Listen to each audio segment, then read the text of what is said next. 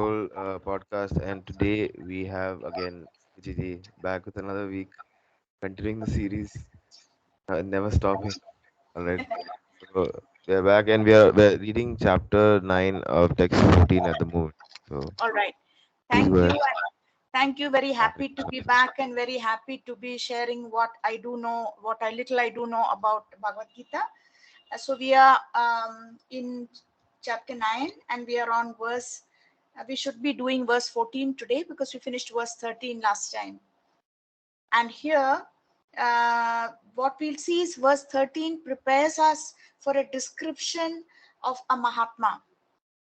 Who is it who is a Mahatma? And the verse 14, which we are going to do today, tells you what the symptoms of a Mahatma are or how he behaves. So we need to look back a little at verse 13 before we start verse 14. So if you scroll up and just look at verse 13 again.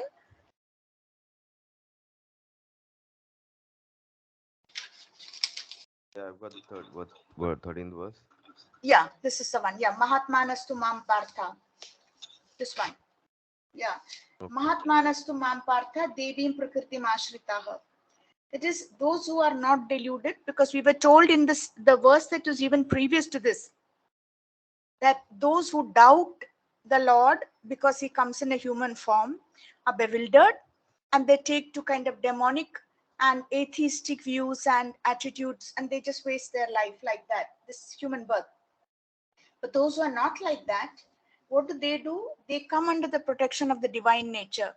Or in other words, they take shelter of the spiritual energy, so they are not trapped by the material energy of the Lord. Whereas the verse previous to this told us about those who, because they doubt the Lord and they deride him and make fun of him and show contempt because he comes in a human form, they are very much bewildered and they are trapped or caught by the material energy. But those who are not like that, they take shelter of the divine energy and they're fully engaged in devotional service because they know him, that they know the Lord for what he is. And verse 14 is going to tell you the behavior of such people. What do they actually do? But before we get to that, just a side note on how important it is for everybody to somehow to not get trapped by the material energy and try Mm. to whatever extent they can to be sheltered by the spiritual energy of the Lord, to at least be willing to hear something about this constant tussle between the spiritual energy and the material energy. Just today I was reading in the newspaper of an elderly couple who were found bludgeoned and then burnt, set ablaze. This is here somewhere outskirts of Trivandrum. At least it is in Kerala, that I know. And they said it was a running feud that a neighbor had with them that brought this about. So these kind of crimes of passion always interest me, because they show you at least the victims, for one. I mean, what really brought this on, and then the culprit himself or herself, how much they are trapped by the material energy of the Supreme Lord. So it's very tragic and sad. And if you see the history of this case, I mean, so much violence, ferocity. It was not that the elderly couple were bludgeoned because they were to be looted for little gold. It was not like that. It had a whole history. And I read of how apparently many years ago, the victim, that is Mr. Prabhakaran, I think was his name. His wife is Bimala Kumari or something like that. He was working in some job in the Gulf. And the culprit or the murderer, the assailant, I don't remember his name, he had a son. And to do that son and that family a good favor, this Mr. Prabhakaran had offered to take this young boy with him and to try to fit him in some job in the Gulf to make a life for him. Now the father agreed. That is the man who later became this murderer and assailant. Unfortunately, the boy couldn't find any job, became very depressed, and committed suicide. So since then, the boy's father has held this Mr. Prabhakaran and his wife and the family responsible for bringing about the death of his son, having given him false hopes, having in some way brought about the suicide of that young fellow, that young man. And this was raging and raging and raging in that man's mind, and he couldn't get rid of it. So apparently, some time ago or many years ago, he went to court to ask the court to take a decision and to penalize this Mr. Prabhakaran for what happened to the other family. Now, the court ruling or the court verdict apparently came out 2 days ago, and it ruled naturally in favor of Mr. Prabhakaran, and it dismissed the charges that you can't hold someone who tried to do a good turn responsible for what happened to that ill-fated boy. So that enraged that neighbor so much that he set about this crime. Now, just see for how many years and to what extent the mind has been completely captured by the material energy, this hate and resentment and frustration and grief, deep down grief. And somehow he completely escaped even a shadow of help from the divine energy of the Supreme Lord. So, and now look what is going to be the destiny of that man who committed the crime. It's bad enough the elderly people met such a sad end. Okay, they are dead and gone, and their half burnt corpses are now going to be cremated. But the man who committed it is still alive. Okay, he might go to jail, he may hang, whatever. But see how many more births he is going to take to even come back to a human life.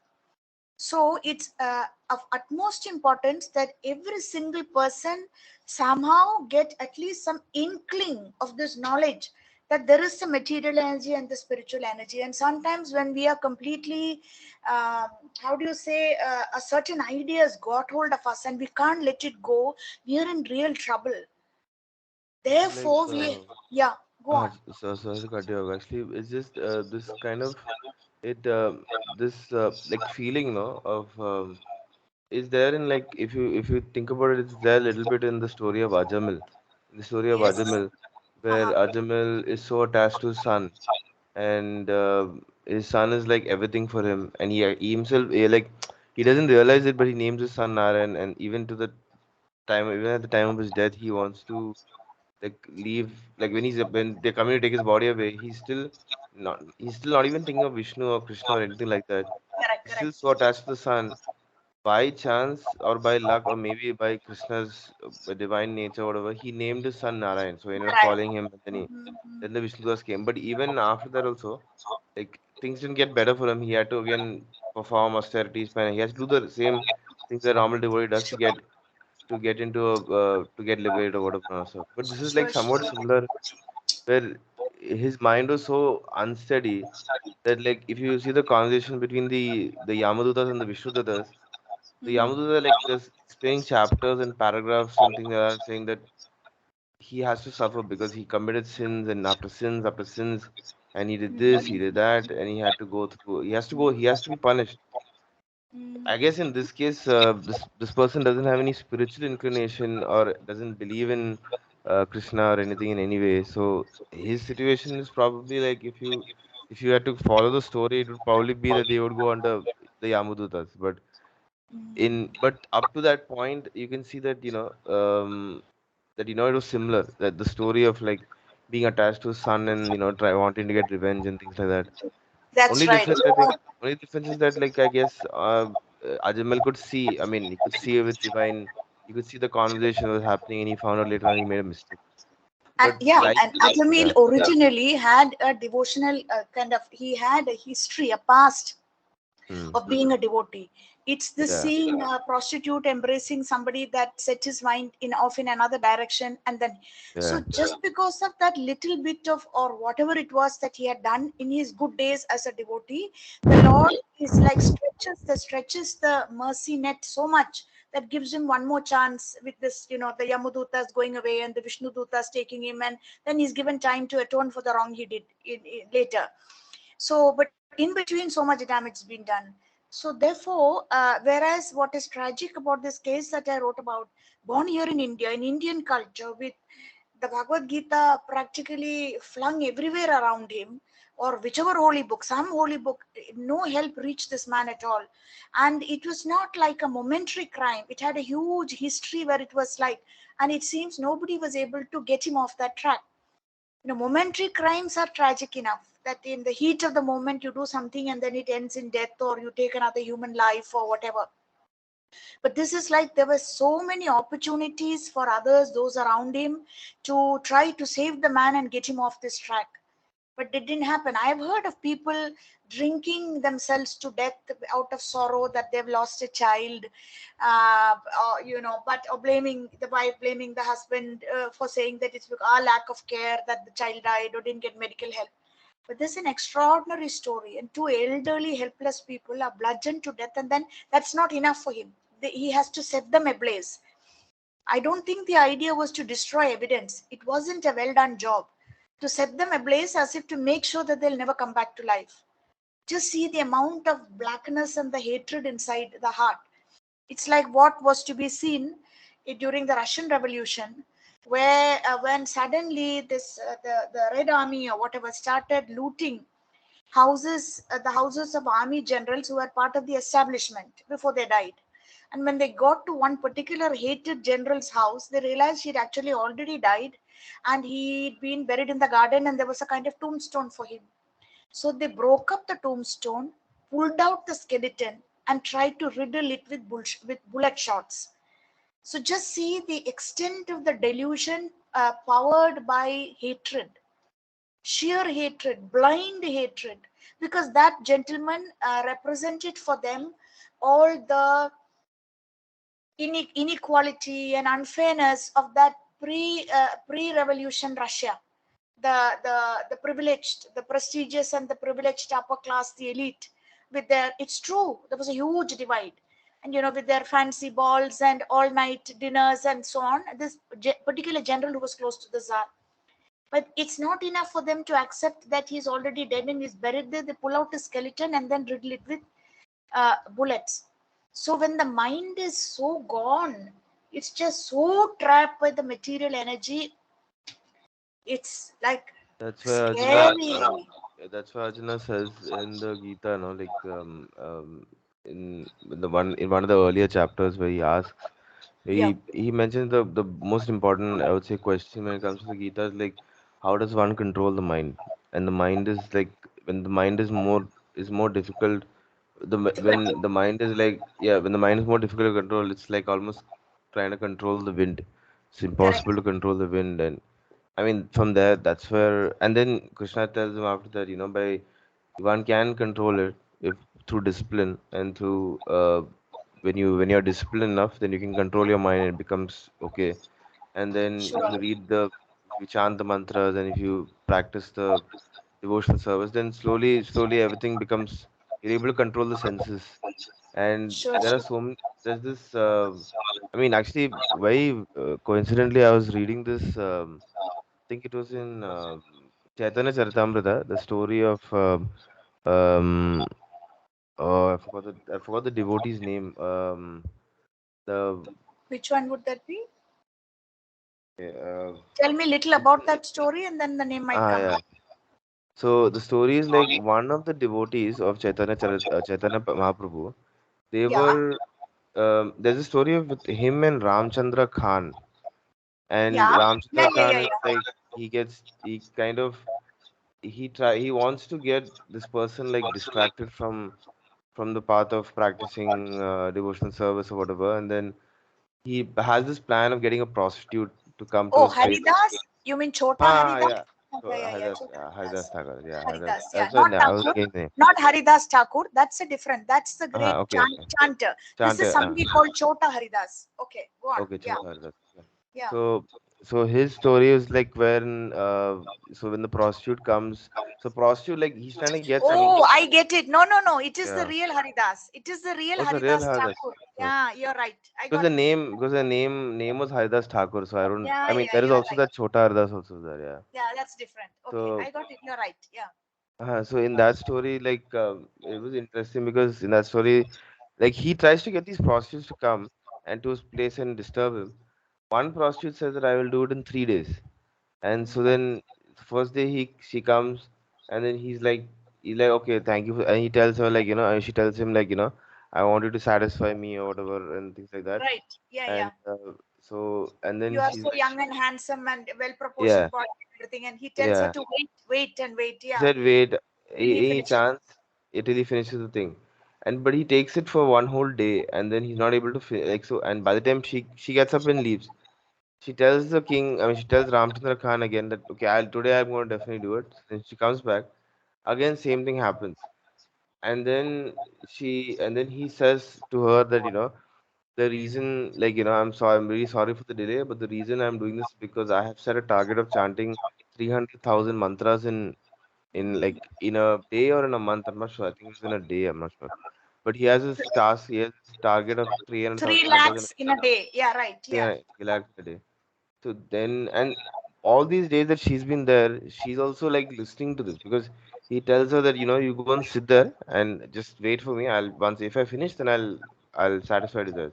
So while he's doing it, she's also sitting there. She has nothing to do, so she's seeing him, and she And she's slowly hearing, starts. She's hearing. hearing. She starts hearing the starts chanting Hare Krishna and then Hare Hare and all that. And then at the end of the like by the end of the third day, she realizes that she submits her she submits everything. Like she's like I'm sorry that this I'm sorry I have to do this to you, and but I was told that I have to entrap you and do all this crazy things, and how do I become a better person? How do I become this? So he's like, I knew that this was the case, but I didn't say anything. But then he tells her like, you have to give away your whatever property you have, you give that away and to the brahmanas that are there, and then you come back to this hut, and then you just you belong, just be yourself and keep chanting the mantra and all that. And then it says that eventually she attained a state of loving Yeah, yeah, devotional very much. service at the end. So in that way, you can see that she is able to control her mind, and she's able to, like even she, like in one of the paragraphs, it mentions that like because of her constant devotional service, she was able to conquer her own mind, and And was able to, yeah. yeah, it's a great story, a great example, because firstly, Haridas Thakura is a perfect example of a Mahatma, because all he does is not just that he's taken complete shelter of the spiritual energy or the divine energy of the Lord, and therefore is completely protected from the material energy, when even when it is sent deliberately on purpose in the form of the prostitute. And the verse we are going to come to, that is verse 14, talks of the behavior of a Mahatma, which is that he is visibly always chanting the glories of the Lord, chanting, doing, serving, remembering. In some way, this is how he protects himself or keeps himself or herself under the protection of the divine energy. So Haridas Thakur is a very good example. That's what he was doing, and therefore that the fact that he had the service of chanting so many rounds came to his rescue, because it was a fact, and he just kept saying, let me finish," and he would never finish. The next day would dawn, and in the process, he managed to even kind of convert and change the consciousness of the prostitute. So yeah, there's an excellent example. The story you've come up with. It's therefore it's very important for all of us in our own small way and at our own low level to somehow take shelter of the spiritual energy of the Lord in some service that we can relate to very nicely, because that will come to our rescue when we are caught by all this madness that we see around us, or some setback, and we are overcome by grief or anger or resentment. It's very important that we've already taken shelter of the spiritual energy in the form of some devotional service. Chanting is like baseline, it's basic for everyone. But apart from chanting, if there is something else you can find, like say reading Shastra, explaining to someone, decorating the deity, cooking, tying flowers, it's a great antidote. It's like a stress buster. You lose yourself doing it. Okay, so shall we start verse 14 today? Yeah. Yeah, you have it here. Yeah. Okay, if you like, now that we've got up to chapter 9, we can just chant in the simple tune for the Bhagavad Gita. If you like, you join. Otherwise, after a while, I think you will find it possible to join. Satatam kirtayanto mam yatantascha dridavataha namasyantascha mam bhaktya nityayukta upasate. This is a standard tune. Okay, the standard meter for the Bhagavad Gita. Satatam kirtayanto mam yatantascha dridavataha namasyantascha Namasyantascha mam mam bhaktya bhaktya Krishna Nitya Nitya Yukta Yukta Upashate. Upasate. All right. Just once more, third time, and then we will go on. Satatam Satatatam Kirtayanto Mam Yanto Mam Yatantasya Yatantascha Trada Vrataha Prataha Namasyantasya Namasyantascha Bhaktya Bhaktya Nitya Nitya Yukta Yukta Upasate. Upasate. Because when we chant, we get even more benefit from just like chanting aloud even the Sanskrit before we start studying it. That's what I'm just slowly trying to see if it's Ah, possible. yeah. Yeah, Okay, that's good. Yeah. good. Yeah. Okay, I so can also become a good singer also. I can develop my singing skills also. okay, yeah, you want to read the translation, please? Yeah. Yeah. So Always. always chanting my glories, endeavoring with great determination, bowing down before me, these great souls perpetually worship me with devotion. Okay, so even before we got to this verse, you came up with a very good example of Haridas Thakur. It's like the perfect Mahatma, always chanting the glories of the Lord, ultimate kind of Mahatma, endeavoring with great determination, bowing down before me. These great souls perpetually worship me with devotion. He's not the only one, but he's kind of a very, very, very good example in Lord Chaitanya's pastimes in the Leela. And if you are able to go to Jagannath Puri, which I'm sure you will be at some stage, on the beach, they have this his samadhi. You have to like kind of climb down to the basement where they have a samadhi and his beads. I'm not sure if that is Hmm. genuine. Some people say it's already been sold and so on. A very, very peaceful and very beautiful place to sit and chant. Small. So look at the purport. Prabhupada is doing something here. Uh, just read the first sentence and then go on and read that whole first paragraph. Okay. The Mahatma cannot be manufactured by rubber stamping an ordinary man. The symptoms are described here. Mahatmas always engage in chanting the glories of the Supreme Lord Krishna, personality of God. He has no other business. He is always engaged in the glorification of the Lord. In other words, he is not an impersonalist. When the question of glorification is there, one has to glorify the Supreme Lord, praising his holy name, his eternal form, his transcendental qualities, and his uncommon pastimes. One has to glorify all these things, therefore, a Mahatma is attached to the Supreme Personality of God. Okay, now see what Prabhupada is doing here. He is situating the translation of this verse within a particular context. Now he knows that in India, the minute you say the word Mahatma, in people's minds will come the image of Mahatma Gandhi. You see, not that the idea is to offend or deride Mahatma Gandhi in some way, but that may just be the kind of block in the mind of the reader to understand what a real Mahatma according to Lord Krishna and the Bhagavad Gita is. Because yes, Mahatma Gandhi chanted He Ram when he was dying. Yes, he wrote his own version of the Bhagavad Gita, but it was largely speculative. Yes, he was vegetarian. Yes, he was devout. Yes, he lived a very simple life. But still, a real Mahatma, according to the Bhagavad Gita, is way more than all that. Because Mahatma Gandhi finally, his translation or his interpretation of the Bhagavad Gita completely blocks the real Bhagavad Gita as it is, because I think he makes a case in point that to do away with violence. And you see, this is a direct conflict between what Krishna is basically advising Arjuna to do, and that kind of interpretation of the Bhagavad Gita, that to do away with violence. So that's misleading. And because Prabhupada is so keen that those who read these purports and read the Bhagavad Gita absorb without any blocks or obstructions coming in their mind, he is deliberately setting this translation in a particular context. So he straightaway says, the Mahatma cannot be manufactured by rubber stamping an ordinary man. Now, in a ultimate sense of the word, Mahatma Gandhi was not an ordinary man. He could control thousands and he lived an extraordinarily simple life and so on. But at another level, he was an ordinary man in the sense he was mortal. He was unfortunately assassinated, and this in the letters of Srila Prabhupada and the records, it seems at some weeks before the unfortunate assassination, I think on the 31st of January, Srila Prabhupada wrote a letter to Mahatma Gandhi telling him that he is already an old man. Don't waste your time on politics. It's hopeless.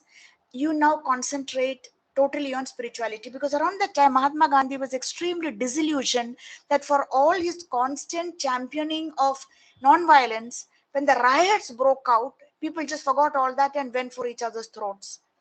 So Mahatma Gandhi was a very disillusioned man at the end of his life, very disillusioned, because he thought the public listened to him. He was preaching non-violence, he was preaching peace, he was preaching Gandhian principles. But suddenly, when that the riots and that conflict between the two communities started, all that just flew out of the window, and there was horrible carnage. So when it was reported that Mahatma Gandhi is extremely disillusioned, Srila Prabhupada wrote a letter to Mahatma Gandhi saying, politics is like this, it is on the material platform. Now forget about it. You've done what you wanted to, you've guided and whatever, and you've seen the results. You now just concentrate on totally on spirituality. I don't think the letter was taken seriously. I don't think there was even any reply. But a few weeks later, Mahatma Gandhi was dead. So, Srila Prabhupada is being very careful in straight away slamming the concept of a Mahatma, that at least we Indians and the world, the only, when you say Mahatma, what does a Westerner think of? He thinks of Mahatma Gandhi. Mm. He doesn't know any other Mahatma. It is not like Maharaj or Maharaja. It's Mm. not like that. So he's saying you cannot be manufactured. Mahatma cannot be manufactured by rubber stamping an ordinary man. Why is he ordinary? Because eventually, even he was disillusioned, Mahatma Gandhi. Even he was bewildered by the material energy. He thought people would stay non-violent, but the world is not made for that kind of non-violence. It is the Rajogun and the mode of passion, and the minute it flares up, people will go for each other's throats. His symptoms are described here. A Mahatma is always engaged in chanting the glories of the Supreme Lord Krishna, the personality of God. It is no other business. He is always engaged in the glorification of the Lord. In other words, he is not an impersonalist. Okay, here Prabhupada is jumping ahead because the next verse is going to talk about people who have taken full and taken shelter of the supreme energy of the spiritual energy of the Lord, but they are not quite the Mahatma class. They go for the impersonal version. So therefore, Srila Prabhupada is quickly pushing in clarification here. There can't be an impersonalist. Because why? Because there are enough Bhagavad Gitas floating around prior to Srila Prabhupada's Bhagavad Gita as it is, which came out in 1972, which were making out like Sarvapalli Radhakrishnan's translation, which is what I Mm. started my Gita studies with. I didn't know at that time. But he says, it is not Krishna to which you have to surrender, which is to the unborn within Krishna. What is this unborn? It just bewilders people. So that means there is some impersonal, some arupam which you're supposed to surrender to. So Srila Prabhupada is straight away even smashing that. Uh, mm, I um, read this yeah, actually. I was just like, I had finished the. I'm reading the Bhagavad Gita every day morning now. So yeah, yeah, there's this chapter in the Bhagavad Gita, the 12th chapter. The first six verses, it's about yeah. Arjuna asking Krishna about which is better, like Bhakti Yoga Like, or Jnana Yoga. And if you listen to those first six, like if you just yeah, actually I can just show it here itself, like yeah, yeah, if you go here and you'll see on the 12th chapter, like actually Krishna gives a an explanation regarding the Brahman and things like that. So yeah. in this, Arjuna asks like, which are considered me most perfect? Those who are always properly engaged in your devotional service, or those who worship the impersonal Brahman, the unmanifested. So Hmm. without just going to the purpose, just looking at the translation only. So Krishna Yeah. replies in that those who fix their minds on my personal form and are always engaged in worshipping me with great and transcendental faith are considered to me by me to be most perfect. And Hmm. then he continues further, but those who fully, and then he mentions about the Brahman also, and he says, but those who fully worship the unmanifested, that which lies beyond the perception of senses, the all pervading, inconceivable, unchanging, fixed, immovable, the impersonal conception of the absolute truth, by controlling the various senses and being equally disposed to everyone, such persons engage in the welfare of all, at last achieve me. So At he does last. say, at last, he does mention that he does say that they can achieve, but he says at last they would achieve. But Sure. then he goes on to say then after that, for those whose minds are attached to the unmanifested, impersonal feature of the Supreme, advancement is very troublesome. To make progress in that discipline is always difficult for those who are embodied. Hmm. And then he continues further. I think one, yeah, this thing last one. Right. For No. those who worship me, giving up all their activity unto me and being devoted to me without deviation, engaged in devotional service, and always meditating upon me, having fixed their minds upon me, O son of Partha, for I am the swift deliverer of ocean of birth and death. So, like, I was just thinking that, like, if you read these are actually the actual Sanskrit verses that are written. So, like, it's not, it's written by Ved Vyas, or it's written by Ved Vyas, these Sanskrit verses. So, I don't, if you're an, even if you're an impersonalist and you read that, I don't know how you could come to the conclusion that Krishna is talking about something else in these six verses. If you try to write a impersonalist interpretation of the book, it's very Yeah. difficult to argue against what is the original Sanskrit verse, because this is coming from Prabhupada was making a commentary on the original Sanskrit verse, right? Right. In this. You're right. But the reason why those impersonalist interpretations come out is one, this huge desire to do something different and new, to bring a new angle to what's already written, maybe for some name and fame, just some originality. So I think that's where it comes from. And also, some people really are more comfortable with the indirect and an impersonal approach to the Lord. It's got something to do with how they've evolved in previous lifetimes. So the impersonal aspect of the Lord is there. It's not that it isn't there, but it's not recommended because it finally frustrates and disappoints. And why it frustrates and disappoints is given very nicely in this verse 5, which you just read. If you look at the Uh, last line of the translation, that is what is crucial. Look at the final line: to make progress, just one. in that Uh, discipline. hmm. This one, right? Yeah, for those who Yeah. have, for, For those whose minds are attached to the unmanifested, impersonal feature of the Supreme, advancement is very troublesome. To make progress in that discipline is always difficult for those who are embodied. this is like Or a very conditioned. practical reason that we have always had a body, let's say, whether an animal body or a human body, and we've come through many lifetimes before we are here in our present form. So there always has been a concept of a body, a physical body, lingering in our minds, even when we life after life. So, since we identify so much with the body, it's very difficult for such individuals to go very far when they approach God in an impersonal form.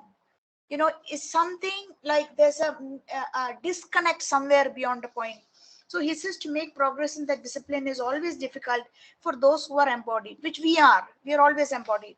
That's where I think at some point the impersonal feature of the Lord starts becoming very frustrating, or it disappoints and disillusions. And that's a dangerous situation, because when that happens, people can turn away from the spiritual path. Some may search for uh, the personal form of the Lord. The four Kumaras were like that. They were very much Mhm. Gyanis. And often Gyanis end up going for the impersonal feature of the Lord. And I think that's what happened even with Sarvapalli Radhakrishnan.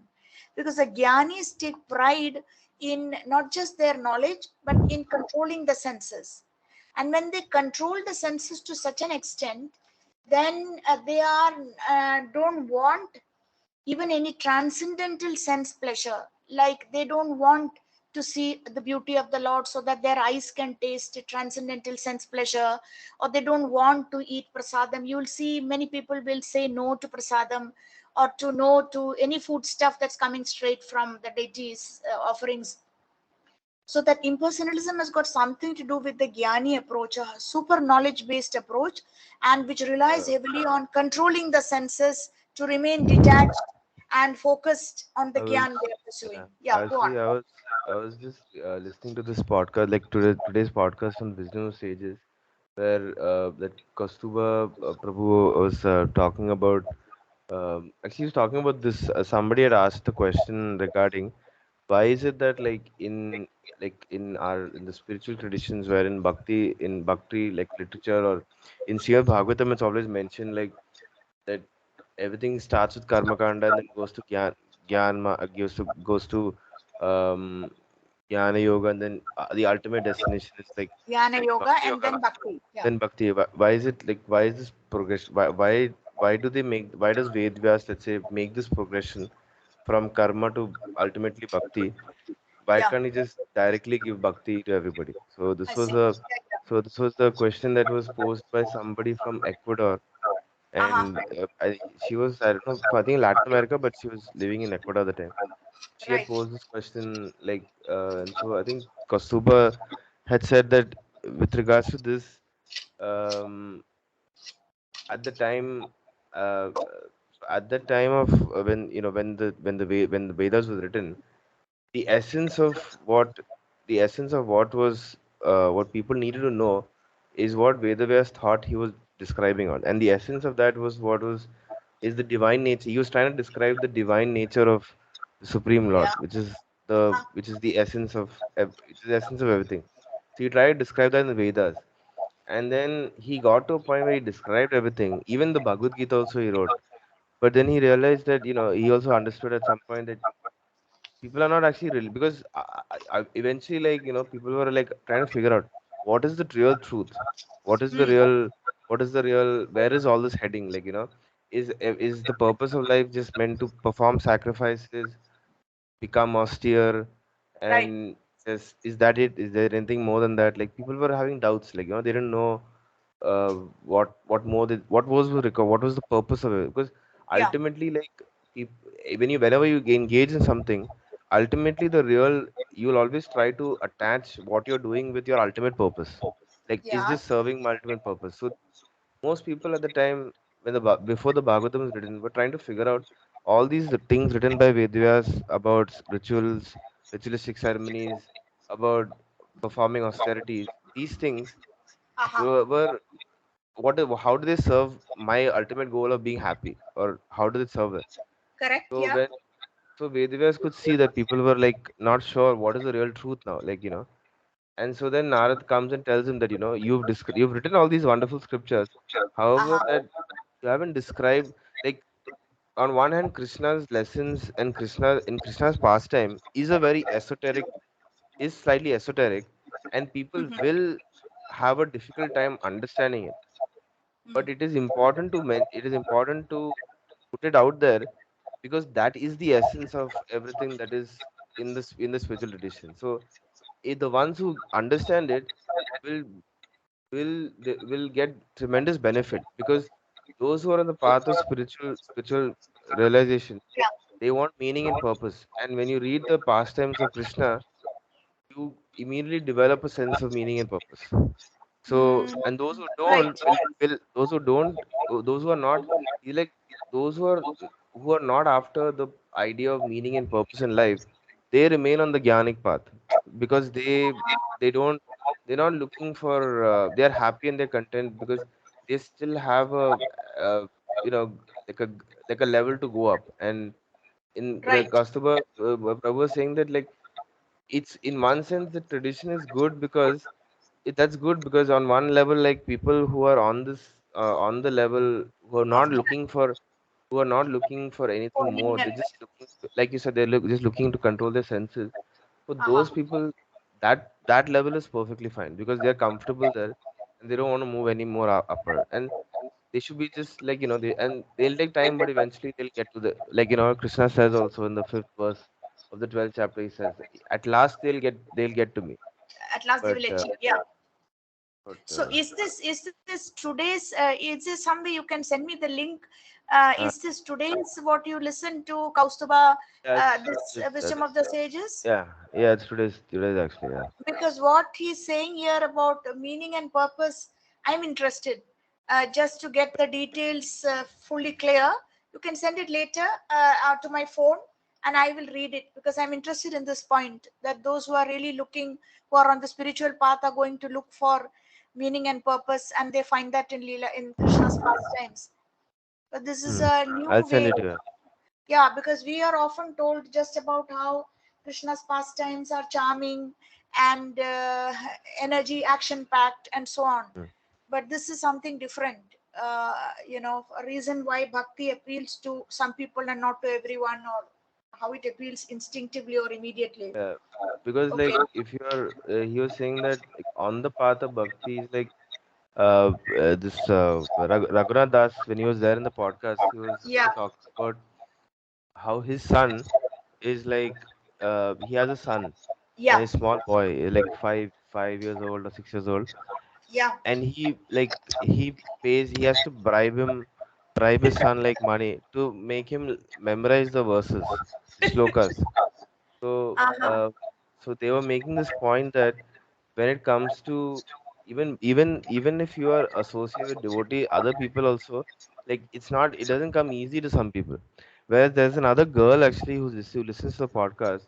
She's 8 years old, and I she see. doesn't need any bribing or anything like that. Her name is Karuna, one girl, small girl, and Uh-huh. she buys verses every day, and she's very devoted in the Right, practice and all stuff. right. So what they were saying is that even within the devotee community also there are Sure, gradations, and there will be people who will accept the bhakti part, but you have to like force them to, like, almost like catch them by this thing and then force them to do it, sure, and then they do it.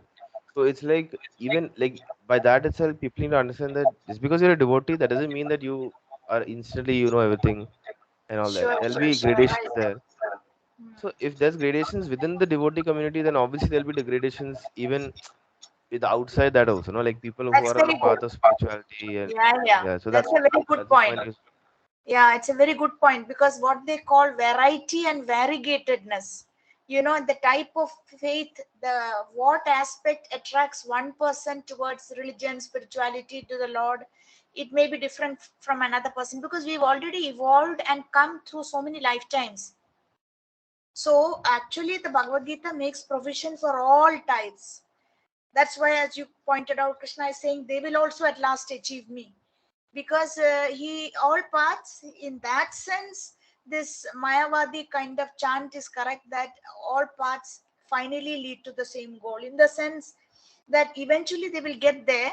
But why the Mayavadi chant of all paths lead to the same goal is not correct, is because people can, if they worship the demigods, they go to the planet of the demigods. If they are totally into ancestor and Pitraloka and duties to ancestor, then they go to that planet. yeah, You buy a, Prabhupada gives us example, if you buy a ticket for Delhi, you go to Delhi. You're not going to end up in Vrindavan or Mathura or Calcutta or Mayapur. So yeah, but this variegatedness or variety, this differentiation is definitely going to be there. Level of consciousness and so on. But definitely the Bhagavad Gita tries to take everyone along. It's pretty inclusive text. And therefore it's called a manual for humanity. It's not necessarily a Hindu book. It doesn't claim to be a Hindu textbook. And serious practitioners, even from Israel, like they find certain things in common with their textbooks and this, with the Old Testament and this. And then they also honestly admit that there are things in the Bhagavad Gita that are not a certain level of realization that's offered in the Bhagavad Gita, God realization, which is just not there in the books that they've been following. Okay, so shall we just read the next paragraph of the same purport, that is verse 14, yeah. one who is attached. Okay, so yeah, one who is attached to the impersonal feature of the Supreme Lord, the Brahma Jyotir, is not described as Mahatma in the Bhagavad Gita. He is described in a different way in the next verse. The Mahatma is always engaged in devotional activities in different activities of devotional service, as described in the Srimad Bhagavata. Hearing and chanting about Vishnu, not a demigod or human being, that is devotional. Shravanam Kirtanam Vishnoha and And Smaranam. Smarana. Remembering him, uh, such a Mahatma has firm determination to achieve at the ultimate end the association of the Supreme Lord in any of the five transcendental rasas. To achieve that success, he engages all activities, mental, bodily, vocal, everything, in the service of the Supreme Lord, Sri Krishna. That is called full Krishna consciousness. Okay, so sometimes you find this happens a lot in ISKCON when people come to the path or the process. There's a attempt by some enthusiastic devotees meaning to be helpful to tell them, don't go to other temples. Like Hmm. if you're a demigod worshipper, you give up all that. No, this the thing is, sometimes people get put off and say, no, I'm not going to come to ISKCON because you all only talk about Krishna.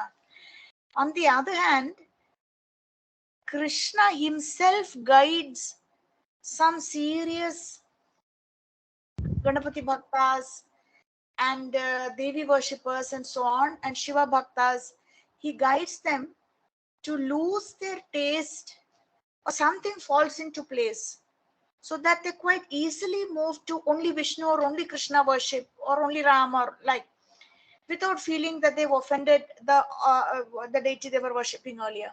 Something falls into place when they hear about how they are the demigods are departmental heads. They are giving us the supplies that we require to get through this material world, and Krishna is and Vishnu is in charge, in control. They're able to accept it and move. Now, if we artificially tell them to stop the other worship, it works in some cases. Some people need that kind of prodding and pushing so that they straightaway get further on this path of Krishna worship. With some people, they feel so guilty that it depends on the nature. So so that it kind of blocks their commitment even to Krishna worship, because they're constantly feeling guilty that they did something wrong with their earlier worship. Here, I think what we need to notice is that um like what's crucial here is in Mayapur, if you have Radha Madhav on the stage, directly behind is an ancient Shivaling that is given, the offerings that are first given to Radha Madhava then offered to that Shivaling. Because in the Chaitanya tradition, it's understood that Shiva is uh, the greatest devotee of Lord Vishnu, of Lord Chaitanya, Lord Krishna himself. So there is no conflict. We don't say chuck off Lord Shiva if you've been worshipping Lord Shiva. In fact, like my mother has a parampara family photo of Lord Shiva which has been coming down to her from her grandfather. So we were advised by the ISKCON temple to keep it on the side wall. So whatever lamp she shows to the main, our Jagannath and our Krishna and, so, and Lord Chaitanya and so on, she then takes as his prasadam and shows it also to Lord Shiva. And she continues with her Monday lighting a lamp specially for Lord Shiva. So there ought not to be conflict in the mind of the devotee, because if there is conflict, then it really slows you down. And we should help others try to do away with the conflict, often little gradually, till something happens that really sparks their faith in one or the other of the two, whatever is causing them conflict. Such a Mahatma has firm determination to achieve at the ultimate end the association of the Supreme Lord in any one of the five transcendental rasas. To achieve that success, he engages all activities, mental, bodily, vocal, everything in the service of the Supreme Lord Sri Krishna. That is called full Krishna consciousness. Okay, now there is talk here about Ekadashi. Yeah, please read in devotional service. Yeah, in devotional service, there are certain activities which are called determined, such as fasting on certain days, like the 11th day of the moon, Ekadashi, and on the appearance day of the Lord. All these rules and regulations are offered by the great acharyas for those who are actually interested in getting admission into the association of the Supreme Personality of Godhead in the transcendental world. The Mahatmas, great souls, strictly observe all these rules and regulations, and therefore they are sure to achieve the desired result. Okay, the real actual purpose behind this kind of fasting or eating something different on Ekadashi, which is non-grain, fasting at least half day on the appearance day of the Lord, depending which avatar and so on. The real purpose is, one is of course sense control, and so that we are left with more time for remembering the Lord, rather than making arrangements for our food and each meal. The other point basically is just to heighten our awareness, because otherwise it's just so easy to get completely sucked into Hmm. just the material, the energy, and just the hectic pace of things. So this kind of like puts us a halt and forces Hmm. us to give priority to something spiritual. It's often not easy to do, especially when you are practicing alone and not with devotee support. So don't try something that is not yet possible to sustain. You wait for better circumstances and see what's possible. I'm saying this because one time you had inquired about Ekadashi. Ah, yeah. Okay. Now, this next paragraph is also quite crucial. Please read this as described.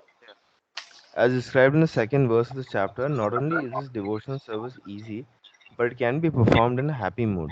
One Yeah. does not need to undergo any severe penance and austerity. You can live this life in devotional service, guided by an expert spiritual master, and in any position, either as a householder or sannyasi or a brahmachari, in any position and anywhere in the world. He can perform this devotional service to the Supreme Personality of Godhead and thus become actually Mahatma, a great soul. You know, this, I just realized something today, and it resonates with what we hearing, reading here. First sentence of this para. Not only is this devotional service easy, but it can be performed in a happy mood. What I'm saying is because, yeah, one does not need to undergo any severe penance and austerity. Now, I was being told by my friend that there's going to be a major puja in Bangalore, like a Naga Pratishta puja of the Isha Foundation. Hmm. It's in some remote part near the near the Chamundi. No, not Chamundi. That's Mysore. Hmm. Anyway, so 10,000 followers of Isha of the Sadguru are gathering uh, for the puja on the 9th. This is coming week of October, and it's in a remote, barren, open place. So it's going to be pretty austere. And my friend is in a state of doubt and confusion. She also has this frozen shoulder and so on. She just completed treatment. So she was sharing what to do to go or not to go. She may not be able to cope with the austerity.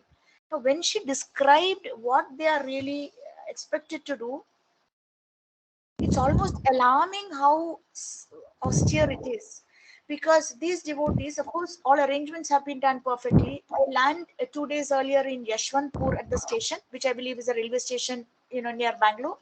They Hmm. check into hotels that they've already paid for and that have been arranged for them. They take a little rest, then they do some Bangalore darshan.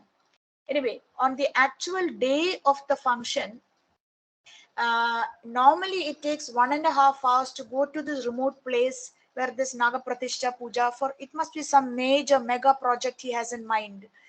He must have bought a lot of land there.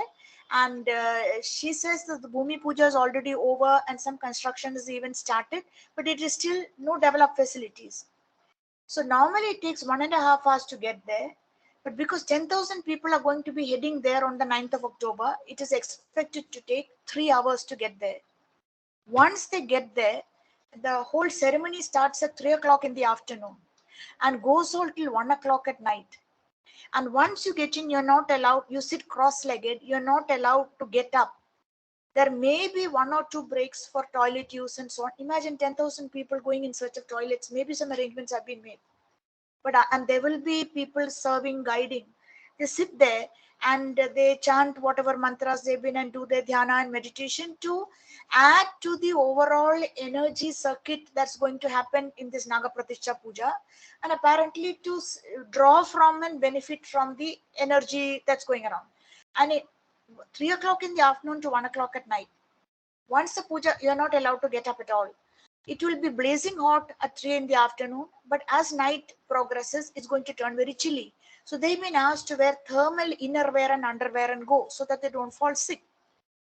And 1 o'clock, when it gets over, buses will take them back to their lodges. It will take 3 hours to get there. So basically, they'll go to sleep only at 4 o'clock. And in preparation for this Naga Pratishtha Puja, so many days in advance, they have made vows that they will do bathe twice a day, a head bath, and do a certain dhyana and puja, and do so many things as a part of that effort to make that successful. Especially for a female body in my age group, to me it sounded extremely tough. And of course, I and others dissuaded this particular follower from going because, but it's still, even if you're in very good health, I think it's pretty severe, the austerity. So by comparison, I don't know what path that is. I think it is a Gyan and Yeah, Dhyan it is path. a What? more. It is, Yeah, yeah. It is. It would be more of a, yeah. It would be more of like a gyan plus like some type Dhyan, of, Dhyana Yoga, breathing yeah, and dhyana yoga. meditation. Yeah, So yeah, there is yeah. Like Dhyan. Ashtanga, Yeah, yeah, yeah. Ashtanga, and Exactly. yeah, dhyana yoga, and yeah, it would be some Because mixture it's of that. But yeah, it's not. It wouldn't be bhakti because in this case, like they are not, they're not chanting and they're not like in bhakti yoga, like you'll see like people, they find all this so complicated because they'll be like, just make it simple, don't make it too That's complicated. right. That's right. To make So, it, and the Ishta so Devata is Lord Shiva, I think. The whole, the yeah, his major deity there is Lord Shiva. But yeah, it's comparatively, that's what Prabhupada is meaning. That yes, sometimes our kirtan melas also go on all night. But people are singing and they can get up and take breaks and go and that's eat something if they're hungry. Some people just put their babies to sleep there. You know, it's not like you sit in one pose and then you not can't that. get up at all after that. It's not like that at all. Our Yeah, daily austerities to get through our 16 rounds, which takes about 2 hours. And if you do it in broken halves, it is like half an hour, 15 minutes, or at one shot. Hours meaning for those of us who are committed in a formal way to this process, initiation, and so on. But and actually, if you multiply 16 rounds into 108 beads on a mala, that itself comes to almost 2000. It comes to 1700 something times that we are chanting. But that apart, and once in a fortnight, the Ekadashi Vrat, rest of it is not so austere at all. You know, it's there's a huge difference. Bhakti yoga is where there is austerity, like I said, people are attending Kirtan Mela or Janmashtami goes on till midnight, and people keep a fast and then break it. And those who can't keep the fast are allowed to eat other things. It's, I think you know, I yeah, think there's something. I mean, regarding performing austerities and and yeah, penances and all that. It's like, I think the reason why people feel like when you perform penances and you do austerities and all that, there's a lot of benefit that you get.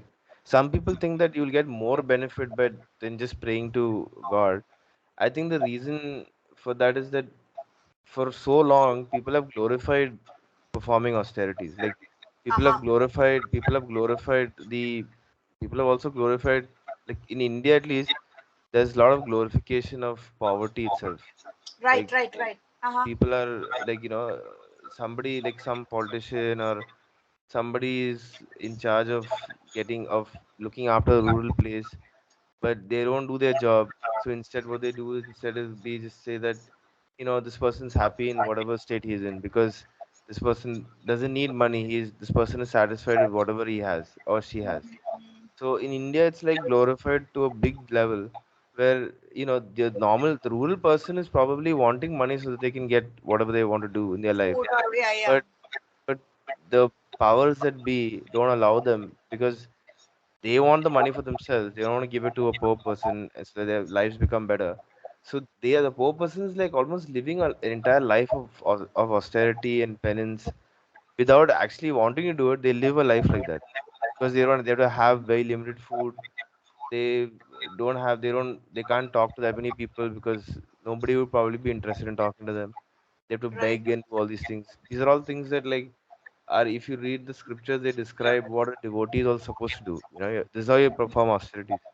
So people, in India at least, that part of it is glorified. People think that if you perform austerities, you're more closer to the truth, but that's not probably the case because right, right, yeah, because most people, like, if you look at the story of Chaitanya Mahaprabhu also, or if you look at his story as well, he's like, um, he had to, or even Prabhupada, for example, if you look at, take Prabhupada's example, like he had money when he was in India, but then he didn't have money when he was in America. But he yeah, needed money to spread the movement and to spread the message and also to spread the teachings and stuff. And then people benefited so much from that. Like, and he didn't tell anybody that, like, even when he didn't have money in America, he kind of didn't like it that much because he was like, because his ultimate goal was to kind of get some money so that he can expand build the temples to attract, yeah, tribal temple. So it was like not like, he didn't he didn't glorify glorify poverty. I he didn't understand. glorify that thing, and he didn't say that, oh, no, no, no, it's a good thing to be austere and penance and all stuff. He didn't mention any of that. So that is, I think, a lot of the Jnani yogis and the people who are in that sort of that Track. mindset, they kind of glorify that whole that feeling of being austere and things like that. So I think that has to do with this also. Like, Yeah, I think there is a background for it in India because a friend was an Iskonite from Mayapur was telling me she's a Tamil lady married to an Italian and she's living happily there. She's children now. She's a grandmother. So she was saying she went to the Kumbh Mela just to check out what it's like, and she said, "Gosh, firstly at that time of the year, even a Ganges dip. I mean, the minute you take the dip in the Ganges, you come shooting out. There is a question of even staying in the water. And there are yogis there tolerating standing waist deep in the water.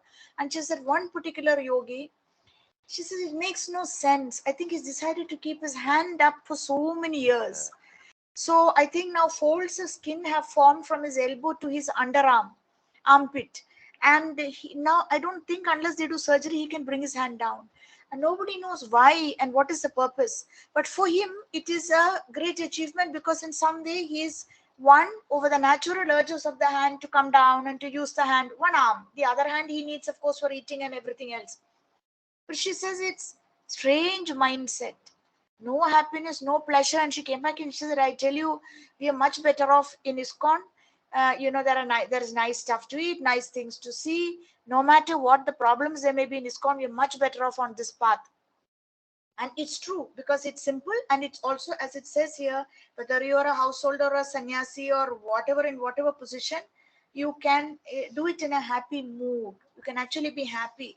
People, with lot of worries, going to a temple, just have some simple interaction and come away feeling so happy.